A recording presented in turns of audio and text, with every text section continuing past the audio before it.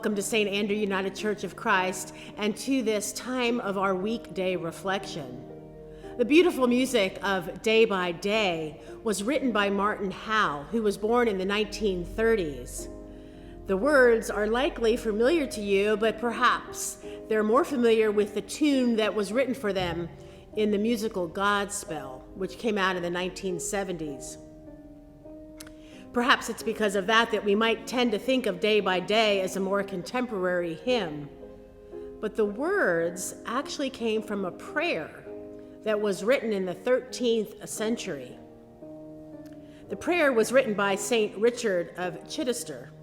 He was the Bishop of Chichester in England in the 13th century.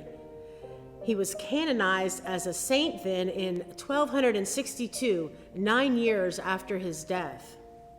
Here are the words of the prayer that St. Richard wrote. Thanks be to thee, my Lord Jesus Christ, for all the benefits thou hast given me, for all the pains and insults thou hast borne for me. O most merciful Redeemer, friend and brother, may I know thee more clearly, love thee more dearly, follow thee more nearly day by day. I don't think it's any wonder that the most well-known part of the prayer has become the last words. To know thee more clearly, love thee more dearly, follow thee more nearly, day by day. I remember like it was just yesterday singing those words in the church that I grew up in, Philadelphia, Pennsylvania, when we did the musical Godspell at our church when I was just 12 years old. And when we sang the words to Godspell, I remember doing this with our fingers. We sang, to see thee more clearly, love thee more dearly, follow thee more nearly, day by day. It was a way to help remember to do those three things each day. To see God more clearly, love God more dearly, and follow God more nearly. The piece that JR is singing, written by Martin Howe, is such a lovely tune, one that I had not heard before. It's a very different feel than the Godspell song.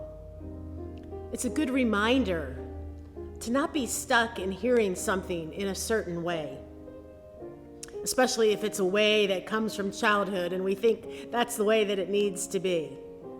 When we listen to words that have new tunes written, or when we listen to words that have old tunes that have been around for some time, or when we listen to hymns that have new words written for them, all of those changes can open us up to deeper prayer if we allow it into our hearts and minds. What might it mean for you to hear these words and to hold these words in your heart in a new way? To know thee more clearly, love thee more dearly,